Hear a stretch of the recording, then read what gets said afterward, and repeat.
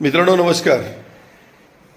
मी आज तुम्हा सर्व तरुण पोरांना हात जोडून विनंती करतो का सध्या आपल्या देशातील वातावरण खूपच खराब झालेले आहे, गढूळ झालेले, अशांत होत चाललेले आणि याला सर्वस्वी जबाबदार आपले सरकार आणि त्याच्यामध्ये बसणारे मंत्री लोक आहेत.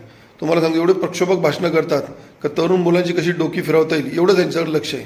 कारण का सत्ता यांना पाहिजे, खुर्ची यांना पाहिजे, त्याच्यामुळे आम्हाला नाही त्या गोष्टीला बळी पाडतात. आणि तुम्हाला एक सांगतो ह्याच्यामध्ये बळी पडणारमध्ये फक्त आणि फक्त सामान्य माणसाचीच मुलं आहेत. तुम्हाला सांगतो एकही श्रीमंतांचा मुलगा किंवा राजकारणाचा मुलगा तुम्हाला त्याच्यामध्ये दिसणार नाही.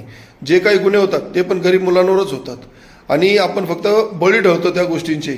आणि नंतर ह्या सगळ्या गोष्टी ही लोक एअर कंडिशन रूममध्ये बसून यांच्या मुलांचं चांगलं शिक्षण विदेशात करतात आणि स्वतः मात्र खूप छान आयुष्य जगतात, त्यांना पाहिजे त्या गोष्टी उपलब्ध होतात.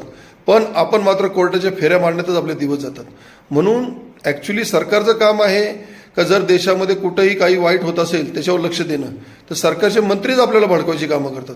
जेव्हा का प्रत्येक देशामध्ये जर आपण बघितलं तर प्रत्येक सरकारचा एक प्रयत्न असतो का देशामध्ये शांतता कशी राहील, राज्यामध्ये शांतता कशी राहील, त्या गोष्टीकडे लक्ष दिलं जातं. आपला देश पुढं कसं नेता येईल या गोष्टीकडे लक्ष दिलं जातं. पण सध्या आमच्या देशामध्ये तसं काही वातावरण दिसत नाही आहे.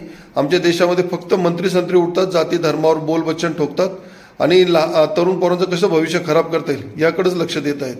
आणि शिक्षण संस्था, मोठमोठ्या शिक्षण संस्था बनले पाहिजे, हॉस्पिटल्स बनले पाहिजे, हे सोडून आम्हाला मंदिर कसे बांधून देणार, मस्जिद कसं बांधून देणार याच गोष्टीकडेचं लक्ष चाललंय.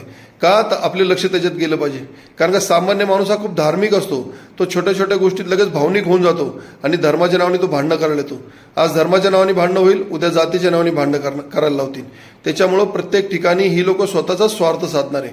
आणि एकच सांगतो, प्रत्येक मुलाला माझी विनंती आहे की त्यांच्या घरातली माणसं त्यांना जे काही शिक्षण देतात ते त्याच्या उज्ज्वल भविष्यासाठी देतात, का भविष्यामध्ये तो मोठा व्हावा, कुठेतरी पुढे जावा आणि खूप आनंदात जीवन जगावं, त्याचं भविष्य चांगलं असावं आणि त्याच्या घरच्यांचंही त्यांनी काळजी करावी या दृष्टीकडून त्यांचा प्रयत्न असतो. पण आजकालचे राजकारणीही हे आपल्या तरुण मुलांचं कसं भविष्य धोक्यात येईल ह्याच्याकडे जास्त लक्ष देताना दिसत आहेत. म्हणून मी तुम्हाला सर्वांना विनंती करतो, तुमचं आयुष्य आहे, कसं जगायचं हे तुम्ही ठरवायचं आहे, दुसऱ्यांनी ठरवता कामा नये. तुम्हाला काय वाटतं कमेंटमध्ये कळवा. धन्यवाद. जय हिंद, जय महाराष्ट्र.